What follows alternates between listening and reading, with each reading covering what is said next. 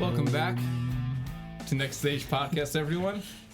You heard a little note there from Barry Mangione. Mangione. Yep. I messed it up already. Of Blue. I forgive you. Thank you. Starting with forgiveness. That's a good place to start. Exactly, man. That's what I'm all about. Of Blue Alien Mystic. He's in the studio tonight. We're going to talk about Blue Alien Mystic, the band. We're going to talk about, the future of that. And there's an album album or EP? EP coming out. By the time you hear this, I believe will already be released. March 13th is release date. March 13th is release date. Mm-hmm. So let's talk about Blue Alien Mystic. What's Blue Alien Mystic? Wow. So we're kind of we're an indie rock power trio based out of a few places. I'm in Katona. Doug, our bass player, also singer, is in Beacon, and Johnny, our drummer, is in Ossining. So it started out in 2016. I'd broken up from another band called the Dalliance, which I don't know if you know Greg Gilroy. Not by name. Probably, yeah. He's you know him Maybe from Connecticut. I would know. He's been in there. But I was in a band with him called the Dalliance, and our drummer moved away. So we were like, what are we gonna do? He decided to do his own thing. I decided to do my thing, and it was gonna be a solo project. And then the more I was thinking about it, it was just like I didn't feel comfortable just being like, the Barry Mangione group or whatever. I'm just not that guy. But it was more fun being just like part of a band and part of something, that wasn't like just me. And so I had songs already, and I did a session in a flotation tank. Oh, nice. I did one of those. Shout out to Rise Above Flotation in Mount Kisco. And I had this vision in there of this blue alien shaman entity coming to me and telling me, here, this is the vibe for the band, the whole like image and what to put forward, and just communicate peace and harmony and positivity through some rock music. And so it was much easier to put out like this blue alien shaman character as like people could latch onto that more and be like, what is that? Than if it was just like Barry Mangione group. Who the fuck really cares? Really, honestly.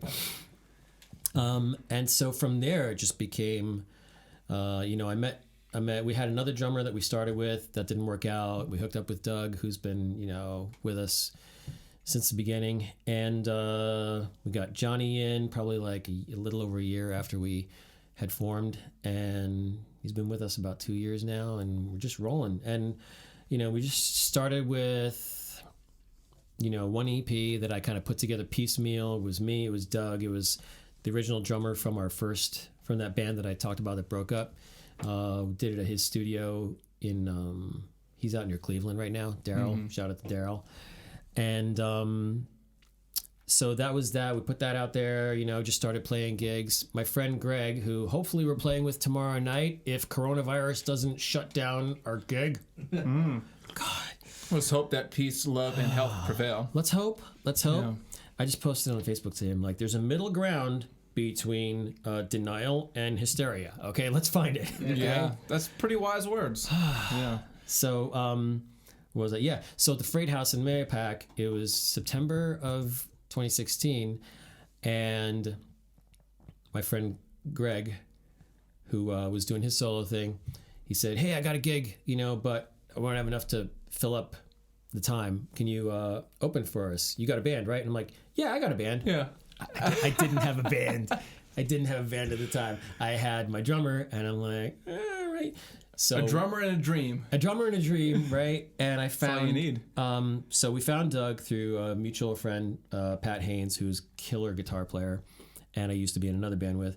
And in like 5 weeks, we put together a solid set, and boom, right from there, just, we just started booking gigs, and it's been a matter of just like booking gigs, making music. We have this like philosophy of like, as far as like putting out original music, we want to keep a steady stream going rather than like wait a while, do a full length, people have short attention spans. Well, right there's no now. point these days because back when you had to pay for the vinyl and the pressing and the packaging, the distribution, it made sense to maximize it. Oh, yeah. Now you can do one song at a time. Well, that's it, and that's our thing. It's like if we wait too long to put out something new, whether it's a music video or just music, people are going to lose attention. There's so many things competing for everybody's attention now. Yeah. So our philosophy is, do an EP. We can get an EP done in the studio in a weekend. Yeah. If we practice beforehand and if we're tight,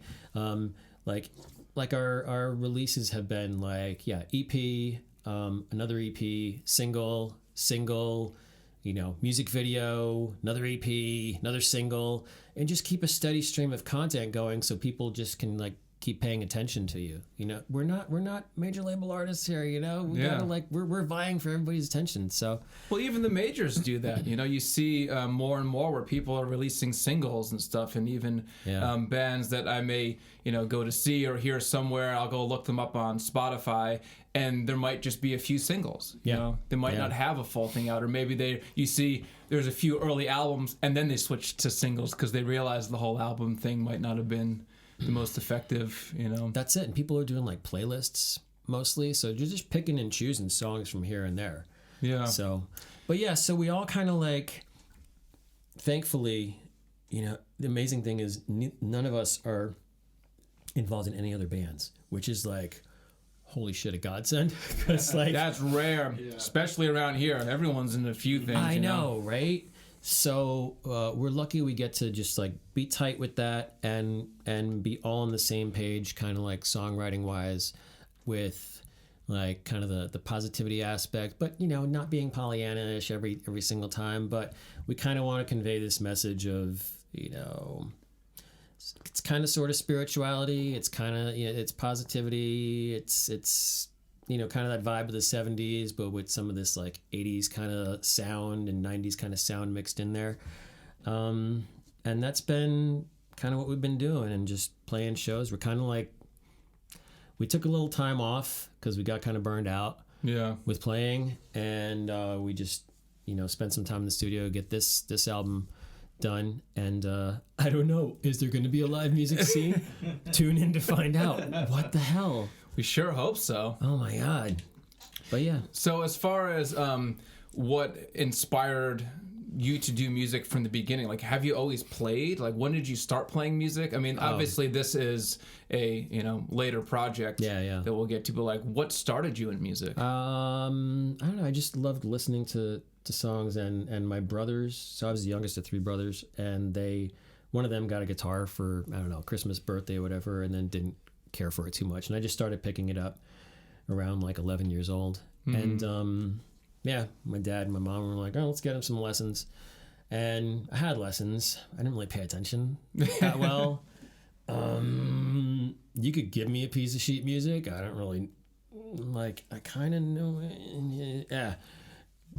But I was just kind of, I grew up, I hate to give away my age, but I grew up kind of a heyday of MTV, where it was just hair metal and big loud rock and all that shit. And I'm like, damn, that's freaking cool, man. Yeah. I would love to do that. And I wanted to be a guitar hero for the longest time. I grew up just watching guys just shred and solo. And who are your top guitar players? Are you an Yngwie Malmsteen guy? Are you a Steve Vai guy? Are you a Stevie Ray Vaughan, a Joe Satriani? Who are your guys that you looked up to? It's changed over time. Yeah. Because first person when you say it comes to mind is Warren DeMartini from Rat. Okay. Because don't hear that often. Yeah. You know what? Warren just had this he could play fast, but he was always melodic and tasteful, great tone. And he had the coolest motherfucking guitars too. Yeah.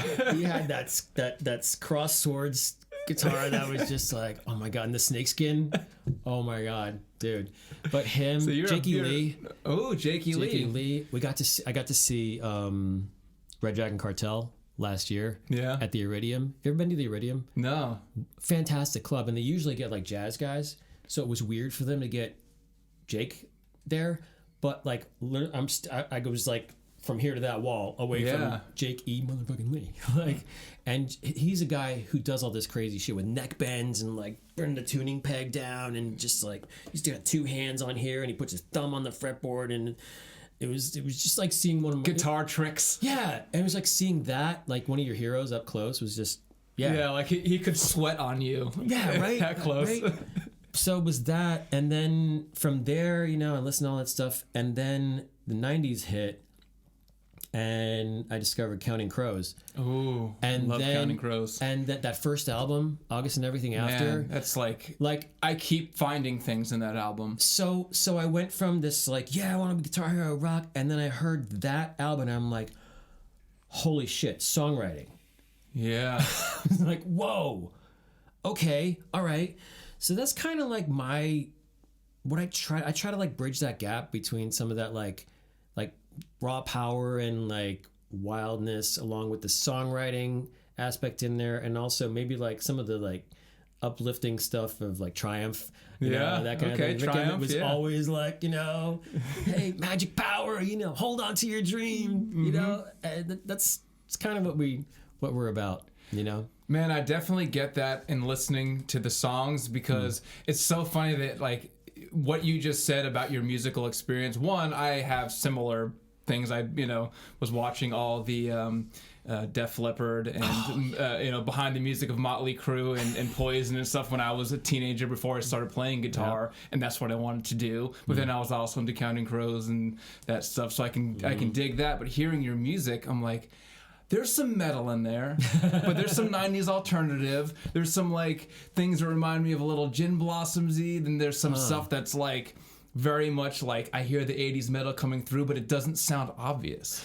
Well, the other thing is that like, all 3 of us in the band come from a variety of certain influences, and we want to be... Just face a little bit more onto the mic, because Sure. I don't want to have the volume to be changing. Sure. I didn't mean to cut you off. No, totally cool. In your thought process.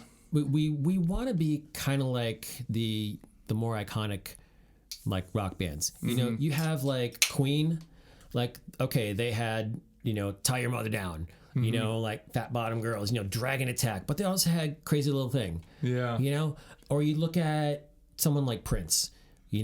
Prince did rock, Prince did funk, from like Let's Get Crazy to Kiss to Diamonds and Pearls. Like Prince could have done a country album and it would have been authentically country and authentically Prince at the same time. Yeah. And even acts like The Who, you've got some of that, what's the one I'm thinking, My Generation or The Real Me. Mm-hmm. And then you've got the softer stuff, Behind Blue Eyes. And so we wanted to be able to like craft these different, be able to do like span some different genres, but also at the same time have our sound. Yeah. I think like move through genres without losing your identity. Exactly. And I feel like that's missing from a lot of the music out there now. Yeah. With a lot of acts that I hear, they're basically same sound all the way through. They're varying here and there, but they don't do too much departure. And sometimes that's good. You get like a band, like I just saw. Actually, we had a little band outing a couple of weeks ago. Nice. We saw the Smithereens with cool. Robin Wilson.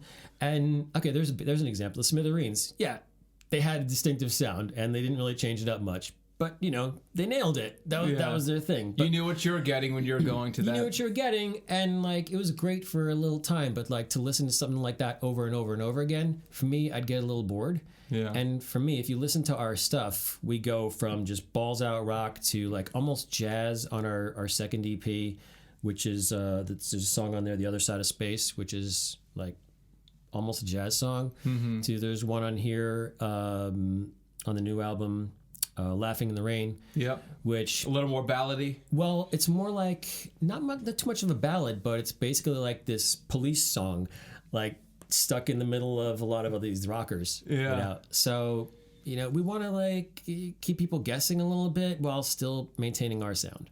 I think that's very important nowadays. I think the mixing of genres, especially in rock music, I see that as the future because of the fact of what you just said, that the attention spans are shorter, and also people get burnt out on one style. Like, I love AC/DC, but honestly, I don't need 12 albums of AC/DC doing AC/DC. Yeah. You know, even I need a break from that, or like Slayer or whatever. Like, if you want Slayer, cool, they do what they do, but you're gonna get one speed and it never stops. Yeah. So you don't get that dynamics. Whereas some hip hop bands, especially is like that too. Yeah. I find. Yeah. right, it's kind of in one sort of pocket. In any genre, there's always innovators. Right. But I like that idea of one band that can do multiple things. Because consider if you go to see a cover band, a lot of the appeal is that you get a variety. Right. A cover band can play Shania Twain and then enter Sandman, and you don't bat an eye. That's a good range on a cover band. But it happens. Yeah, true. You know? True. And it's like, well, why can't an original band do that? Could they do a mashup of that? Probably. Girl Talk probably has. Right? Exit light, feel like a woman. Those are actually the two songs I was thinking of. So that's cool that you like the idea of mixing genres. I think that is really important for the survival of rock these days, because I think rock's seen as this stale, old thing that's kind of lost its creativity, and I don't hear it a lot where bands are doing... King Gizzard and the Lizard Wizard is our, like, podcast favorite, and they do that. Okay. They go from, like, jazz to pop to, like, straight up thrash and do it all believably well and excellently. So... That's the thing. It's also in the execution of it. You Yeah. know? You could also, try to just span some genres and suck at it. You know, we're lucky in that, Johnny's a good drummer who can cover different styles. Doug his day job is he's a elementary and middle school band teacher. So he's been like, he went to school for music. He knows what he's doing. He's been teaching this for like, over 20 years. And then you got me. And I'm like, and Doug would just be like, it's been my situation, all these bands. It's like, I write the majority of the music, but I don't know what the hell I'm doing. Yeah. So Doug's like, oh, that's cool. What chord is that? I'm like, hold on, wait. I have a reverse chord finder on my phone. What do you mean? Oh my god, reverse chord finder? What, Yeah. do you take a picture of your hand? No. And it tells Check you? it out. Check it out. Okay. Reverse chord finder pro. You just put in where you you're are doing? on the fretboard, and it'll tell you, oh, it's this chord. Whoa. Yeah. That just blew my mind. I didn't know that existed. Paid app, but well worth it. Yeah. Yeah. So you can make like your own chords, and it's going to tell you like what you're playing. Oh yeah. And you can communicate with someone who actually knows what they're doing. Yeah. That's like a highly valuable tool for a band. Yeah. So and it's cool that I can like, okay, Doug, this and he's like, oh, you're just doing this and this and this. I'm like, If you say so. yeah, sure, that's what I'm doing. Yeah, okay. So you say you're the primary songwriter. Do you write like with the band, or do you write on your own and bring an idea? And like, how does the songwriting process go for you? It's kind of evolved over the life of the band. When it started out, I had a bunch of songs already written, or I was borrowing songs from the previous band that I was in, and Doug and Johnny would be adding their parts to it. And now it's become more of a collaborative process where like this album that we're just putting out now, Signs of Intelligent Life, is like the tightest I think we've done, because now we'll all come with ideas. We'll put demos out through email. I'll try to put just like guitar and vocal, let Doug do his thing on bass. For a couple of the early songs, I wrote the bass lines. But now, then Doug will come in with like vocals, guitar, bass, written. But then there's other times we're in practice and I'll just come up with a riff, like this one time Johnny was talking about going out on his canoe on the Hudson River with his wife, and I was like, oh, that's good. And I'm playing this like really clean little like riff on the guitar, and Doug's like, hey, that could be something. Yeah, we'll call it Johnny's Magic Canoe. No, but that's going to be on probably the next album. It's actually, but now we're doing things where before either Doug or I would write the music and lyrics. Now we can switch things up where one of us can write music, the other one will add lyrics to it. And for the first time on this album, I wrote some music. And then, Doug put in his bass line, and then I just said, it's the song Fear, Faith, Freedom, Change, which is out there on YouTube. I said, how about we all just gang vocal the chorus, and each one of us writes a verse, and we sing it. And so that was a really cool collaborative process right there, just to see what we all come up with, and came out pretty cool, and you get to hear Johnny for the first time, and it's like, whoa, where did that voice come from this dude? It's kind of like, he's kind of like Tom Waits and Fred Schneider had a kid. It was like, we're hearing him singing, he does harmonies with us, and he doesn't growl, but like all of a sudden he was like doing this growl, this like Tom Waits growl, and I'm like, dude, that's freaking great, do more of that. Do more of that. But yeah, now it's become like a collaborative process. Whereas in the studio before, we used to go in and sometimes it'd be piecemeal. Like when our single Will, I recorded just an acoustic track, and then the guys came in and put their stuff over that now. But this last one, these are songs we've been playing live for a while. That's another thing. Part of the songwriting process for us is just like trying out songs live and like seeing what goes over and what doesn't, and then adjusting things as we go. And then bringing it to the studio, rather than like some artists might, just like write songs, record them and then play them out. That's risky to do. Yeah.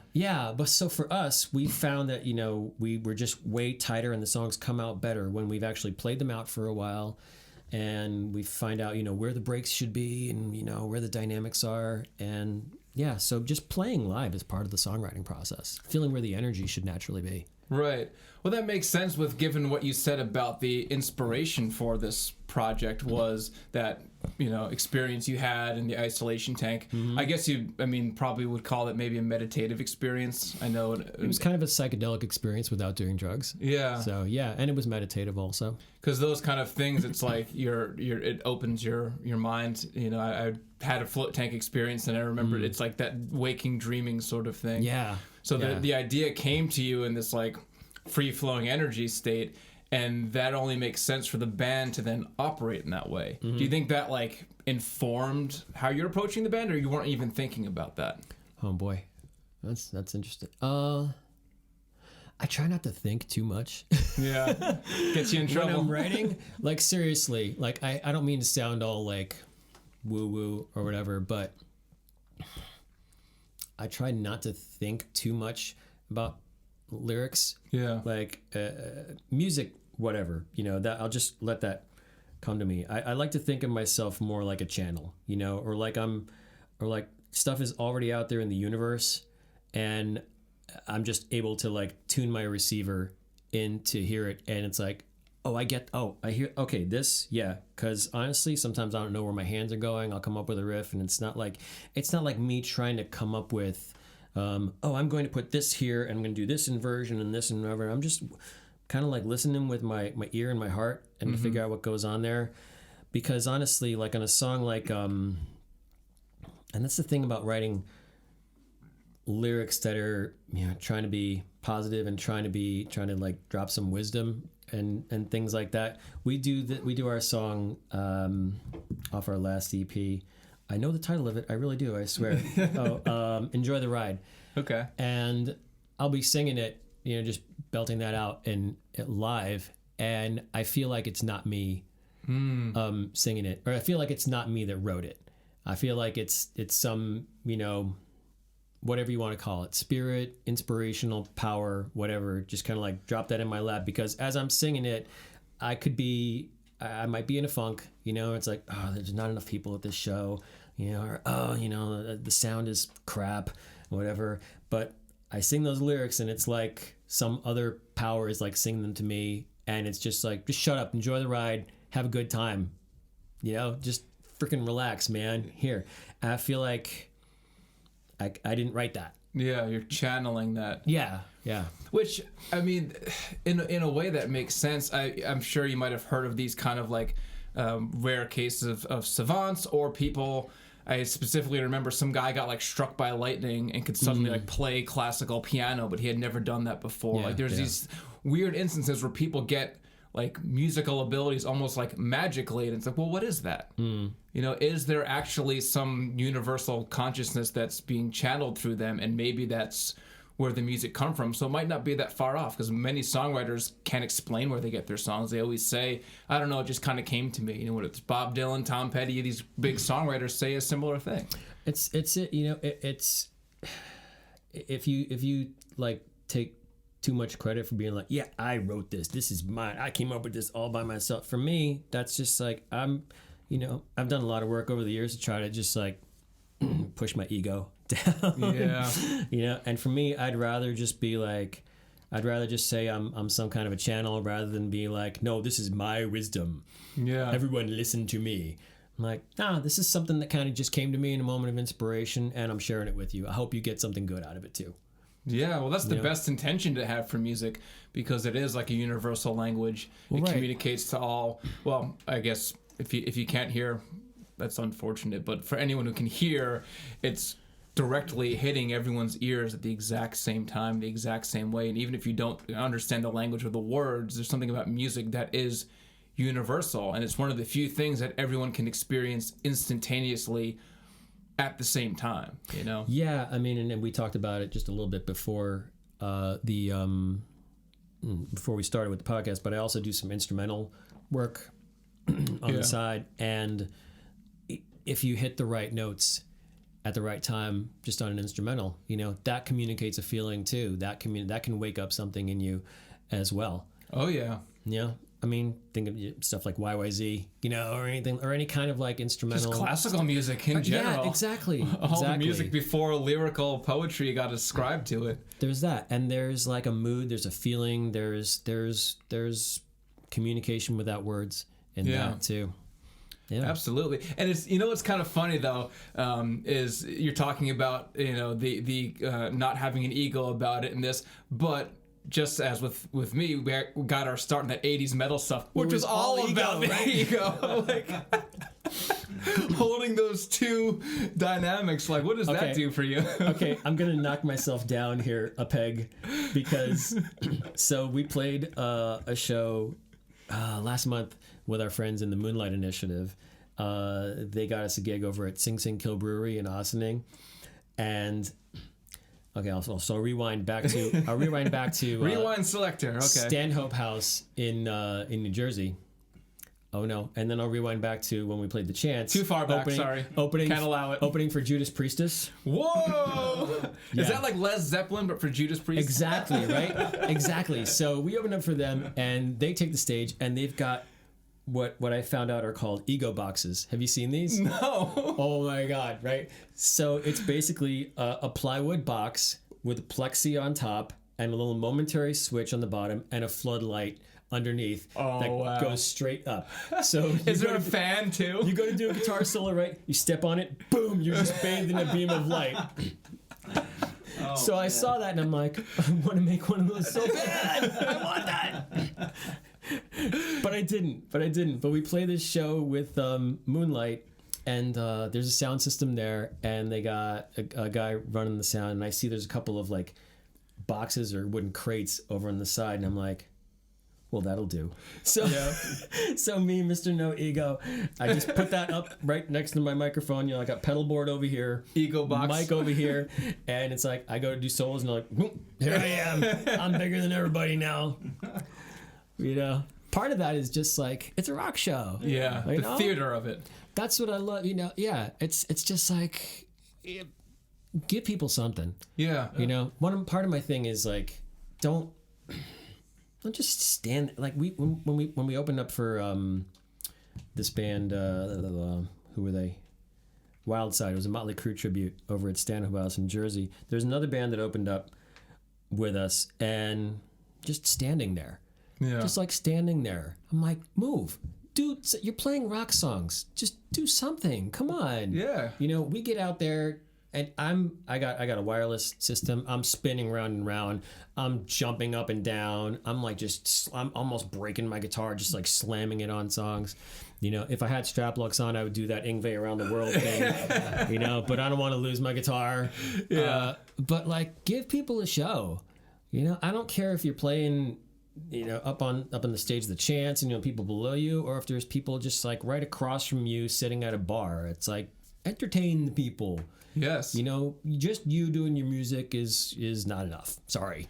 No, I completely agree with you that theater and spectacle have always been a part of rock and roll. Yeah. I mean, you go back to Chuck Berry and the Duck Walk, or Little Richard, standing up, and Jerry Lee Lewis, yeah. Yeah, Jerry Lee Lewis kicking his stool out, and like there was always that theatrical element, even though Jimi Hendrix was, he did the teeth playing, but T-Bone Walker was doing that at state fairs, well before that, and doing the splits and all that. So like that performance thing was always a big part of it, and it gets people's attention, and then whatever else you're putting across has a better channel. Well, right, if you're boring, it's like, well, why should I listen to your words? You're boring me to tears. And not boring the pants on to me. If it was boring the pants off, something exciting might happen. But boring the pants on, and you're just nothing's happening. And listen, not every song is geared for that. Not every genre is geared for that. But if you're playing rock, be animated. Yeah. Give the people a show. Do something. Do some Rick Springfield kick up in the air. Do some of that. I always had this thought about rock, because people argue, like, what is rock music? Does this qualify as rock? Is this rock? This could be... And I'm like, don't ask, is it rock, but does it rock? And if you have to ask, it's not rock. Right. Because it's an energy. Yeah. It's a feeling, It is. And honestly, I think we need it now, but we've gotten so compartmentalized we've got so sunk into subgenres and hardcore or I don't know, Americana is a big thing now, and it's just, man, that is just not my vibe. No, sorry, I don't we can like go down that. a whole other road. I'm like, I can't stand the Mumford and Sons and all those sort of things. I call it folk soda. Tastes like real folk, but it ain't. Exactly. My thing with that is all right, you know what? Be country. You didn't step out of a time machine. You don't really wear those suspenders and collarless shirts, and you're going so hard into that image. It's goofy. I see it as silly. For me, it tries to be country. It tries to be folk. It tries to be Johnny Cash. I don't know, and it doesn't hit any of them really for me. But anyway, I digress. Yeah. Where was I don't know. So, what do you think music should do for people? Oh my God, music should touch people in ways that nothing else can. It should save you. It should inspire you. It should just there should be something for everything in your life. What we're trying to do is just give people, and it's been listen, we're not reaching millions of people, but we have reached a few people, and I've gotten messages from people with our stuff who say, hey man, that's just what I needed right now. And that to me is okay, one person, every once in a while it hits just right, then that's what it's all about. It's just finding it. I guess short answer would be connection. Really need that right now. For me, it's whatever music you like, whatever is your jam, as long as it's giving you some kind of connection and not distraction. Right. I think a lot of music now. Talk about that. What's the difference? Well, I think a lot of times music becomes background. Sonic wallpaper. Sonic wallpaper, exactly. It becomes distraction and not connection. And listen, music's gone back beginning of freaking humanity. Before recorded history, we don't even know. There's a musicologist, ethnomusicologist, I think is his title. Joseph Jordanian, I think is his name. He has this theory that we sang before we spoke. I like that. So his thing was he followed these trails he followed the fossils and trails of human skeletons and lions throughout Africa. And his theory was that, we started out in the trees, and then we came down in the trees. We would follow the lions, and we would get together as a mass and start banging rocks and yelling to look like one big animal. Whoa. To scare the lion off of its kill.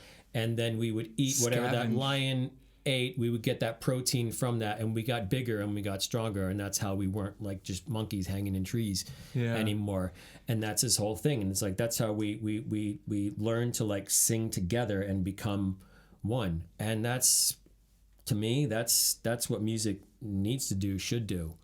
Yeah, there's definitely that. I've heard in a number of places about that emotional bonding experience you have when you sing with people, especially in a group, because there's some unifying experience that you don't get elsewhere. And consider if you go to a concert of a band that you like and everyone's singing along to it. There's nothing else like that when you have that many minds focused on one thing all together in unison. It's like, I remember, I took my daughter Emma to her first like real GA concert. It was this band named Paradise Fears that she was following for a long time, and she was really into them. She was just really excited, and it was like in the Webster Hall, like the downstairs, where you're just like packed in like sardines. And she was there with her friend. Me, I'm back over by the bar, just like, hey, but I remember driving her home from that, and her friend was with her, and she was just like, that was amazing. It was like for like 3 hours, we were all friends. And I'm like, oh, she gets it. Yeah, she gets it. Yeah. The community experience. Yeah. And that's a band, I don't know if you know them, but like, they're also like, I mean, they're kind of like slowed down now. They're kind of like split up, but occasionally they get back together. But that's another band that. What's the band again? Paradise Fears. Paradise Fears, okay. Yeah. Kind of a pop kind of outfit, indie pop, but they also did a lot of like inspirational stuff. So audience was mostly teenage girls. Yeah. But like they knew like every word of every song, and that's, man, when you have that, that's magic. That's just magic right there. I agree, man. I think music is the strongest form of magic we have left, because it's like you see a stage and there could be some instruments on there before the band gets out, and maybe some people know, oh, that's a guitar, that's a bass. Some people have no idea. They don't know how it works. They don't know why it has to be so loud, why you plug things in. All different levels of understanding, but then certain, 2, 3, 4, however many human beings walk out, and there's just this thing that happens. Oh, yeah. It's invisible. It's moving air. All it is moving air, but somehow it has the power to make people do things they wouldn't do. Move, dance, whatever. That it's magic. It really is. It's in some ways, we talked a little bit about shamanism before the podcast there, and I keep turning my head away. Sorry. I'm conscious of that now. As much as I'm conscious of like touching my face, which everyone is now. It's impossible. But right, music, a concert in and of itself is kind of like a little ceremony. Yeah, it is. Should be a religious experience. I mean, all the major religions in the world, have music attached to them, and it should change you. If you don't leave a concert or live music experience like feeling a little different than when you went in there, then somebody didn't do their job. Either you didn't because you were like talking to your friend about what happened that day, and oh my god, is there a band playing? Why are they so loud? Or the band sucked, but somebody didn't do their job there. Yeah.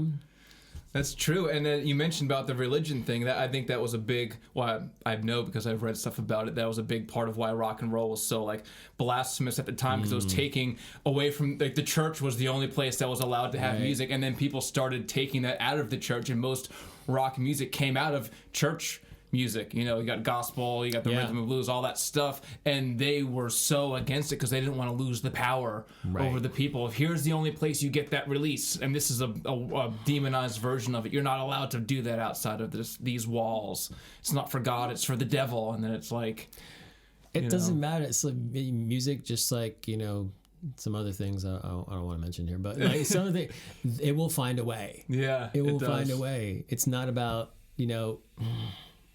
I just say like certain other things. It's not. It's almost like you don't find the music finds you somehow. Like I grew up with my brothers listening. Yeah, I was in that whole '80s thing, but I also grew up with my brothers listening to all the classic rock bands of the '70s.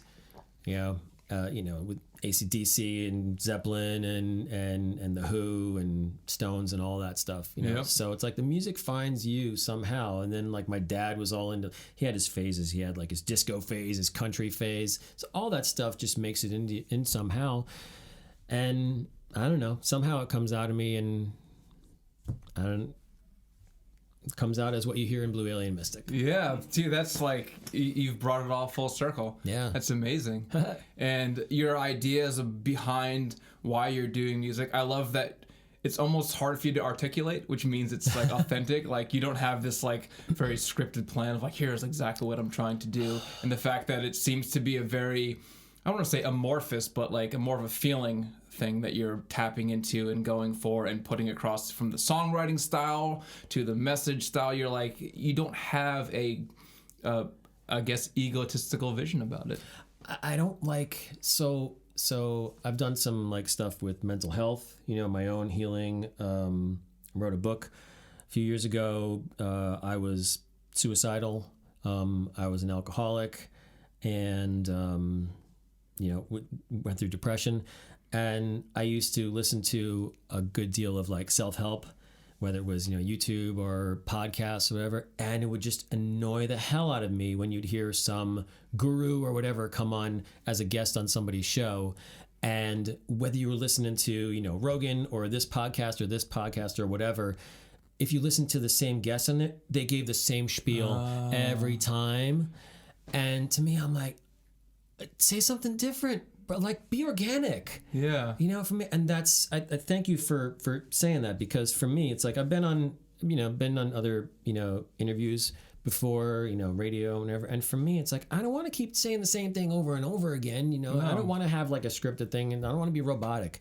I just want to be organic. And it's like, you know, you guys are different than, you know, say like a radio station may have been on, you know. So it's like, I'm not going to do the same spiel there and there. And I also want to connect with whoever I'm talking to. Yeah. So, you know, like I wouldn't have been able to connect, you know, with Melissa, who was on WVOX. We've done a couple interviews on there. Wouldn't be able to connect on the whole like rat and Counting Crows vibe, you know. So it's like, Yeah, it's a different scenario. Just be organic, man. Just be real. That's my whole thing. That's Just what be I'm real. getting from whether it, you know? whether you're an artist, whether you're a musician, whether you're, you know, trying to do some self-help with people respond to authenticity. Yeah. Yeah, Be real. that's it. So is that, I mean, that's probably the best message for what music should do, is be real. yeah, Yeah. totally. I mean, unfortunately, there's a lot of fake out there. Yeah. There's a lot of manufactured music. There's a lot of manufactured music, and there's a lot of music that's more marketing than music. Right. Brand as opposed to band. Exactly. Yeah. Yeah. Same for everything. I know, right? Yeah, One but it's big working. walking It's cliche. working. I'm liking it. So on that tip, like, what do you think that does when music is more fixated on the brand and on the, you know, external image than on the authenticity? Well, then I think it goes back to the whole distraction versus connection Yeah. thing, you know, because it's different when an artist comes up with something, you know, whether it's an artist or songwriter, you know, who's just writing something for somebody else. When it comes from a real place, you're more prone to connect and actually have a connection with you know, someone out there in the world than if it's, you know, maybe a record label or executive came in and said, we need a song, we need it to be about this, we need it to be this long, and we need it to have, you know, this Write about progression. cars. Yeah, or, you know, can you write something about struggle? Yeah. Geez. Like, you know, whatever your genre is, whatever you like. But I mean, there was that Kesha song. It was like Praying. Was that one? I'm not sure. Yeah, but I mean, that one I listened to that, and yeah, it's a pop song. Yeah, somebody wrote it for her, or maybe she co-wrote it, whatever. But it actually conveyed some real emotions, and I know some people who like really latched onto that. Yeah. And really love that song compared to, like, say, what was that movie, Star is Born, recently, with that. Oh, the remake. They've done it like several times, right? With Bradley Cooper and Gaga. Lady And there was Gaga. that song "Shallow." Oh my god, I hate it. I hate it so bad. Oh my god, listen to it. And people like raving about it. I'm like, oh, I worry about humanity. If you think this is like really great, whatever. What do you think makes somebody have that false sense of connection? Do you think it's just that it's been sort of pre-approved as you should like this, so they feel like I should like this, or do you think they actually have some sort of response that like maybe you don't know about? I think we have these like two currents in the world of distraction and connection happening simultaneously. I'll go get all spiritual Absolutely. with you, but with social media and with a lot of this music that's just generated to be Radio-friendly unit shifters. What were you saying? You made a comment about like background. Sonic wallpaper. Sonic wallpaper. Yeah. There are people who are waking up and yearning for that more connection, but there's also a whole lot of other people who are just fine with Sonic wallpaper. Yeah. And God, I'm hoping that the waking up is becoming more and more. But I How do we don't know. get people to care? How do we get people to wake up and care about it? Oh God, that's a great question. How do we? I mean, speaking personally, I think something has to hit you where you live. Mm-hmm. Something has to hit you really personally. Like if someone's living in that distracted state, are they ever going to connect? Are they just hypnotized and you can't connect? And like what's going to break through from that? I like distraction versus I like connection. Wow. How do you shift someone's like frequency? I did not think we were going to go here, and I fucking love it. This is fantastic. How do you?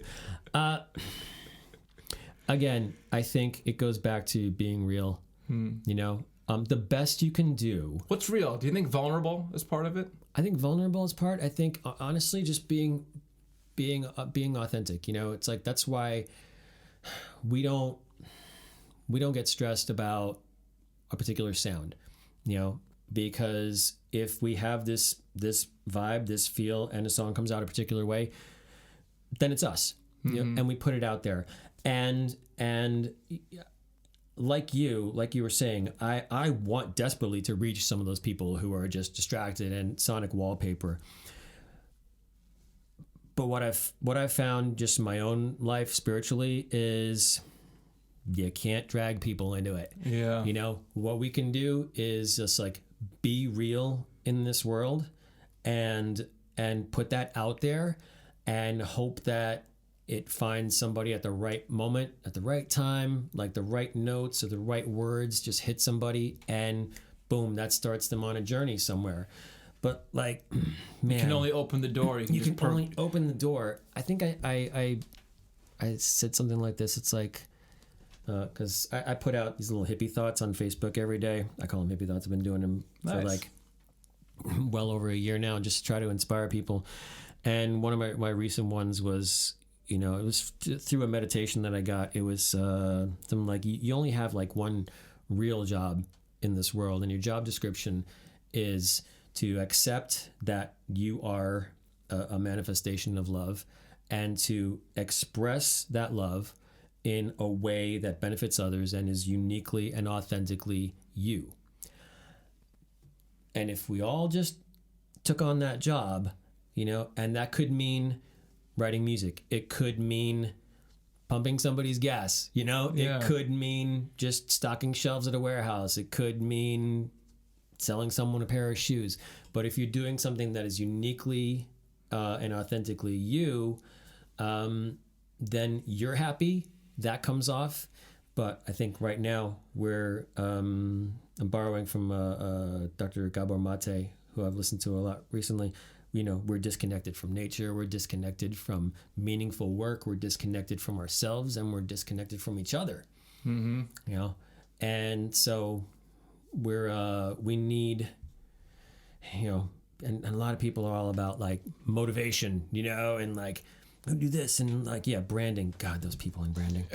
Yeah, we need a lot more healing than we need motivation, in my humble opinion. And that's a good place where music comes in. Yeah, you know, once you're able to like, and music in its best form should like go in, like just crack open a little wound, and just be like, start a little healing in there. Just open it up for some healing, and you know, maybe allow for some other stuff to go in there, and just like see where that goes. Yeah, create possibilities, but positive ones. That's all you can do, man. You can't change people who don't want to be changed. Right. You can only be an example. You can only be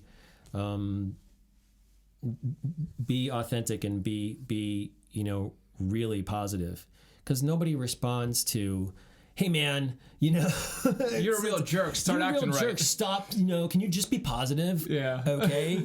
All right. Can you just get out of your funk? You know, or can you know, be real like me? Yeah.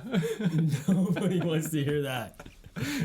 Real with your fake pose Instagram photos of how real you are with the props and all that. Oh It's my like, God. oh, okay. Yeah, and the music you like sucks. Okay. Yeah. Right. Nobody wants to hear that. You know, but if you just like go about your business and you be like, yeah, man, look, this is my stuff. You know, this is what I do. I like, but being genuine, you know, Yeah. and also and not being about the positive all the time, because if it's not positive, then don't be that way. Yeah, you're kind of fooling yourself if you're always 100% positive. It's a little bit of a mental illness in its own way.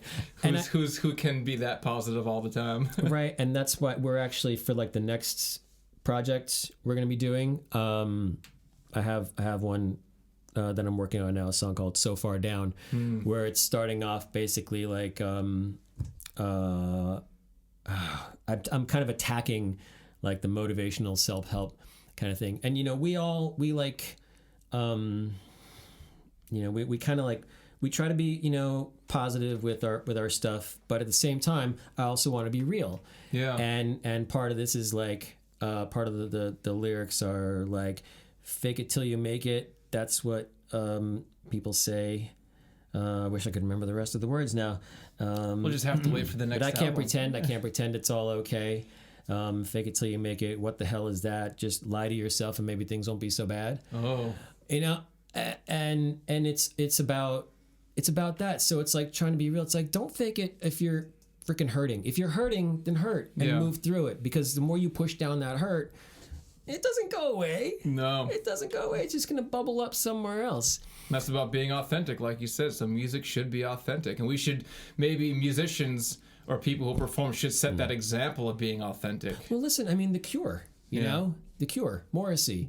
Yeah, they're authentic, you know? And people dig that, you know? It's like, yeah, a lot of their stuff is downers, you know? But still, sometimes you need that. Mm-hmm.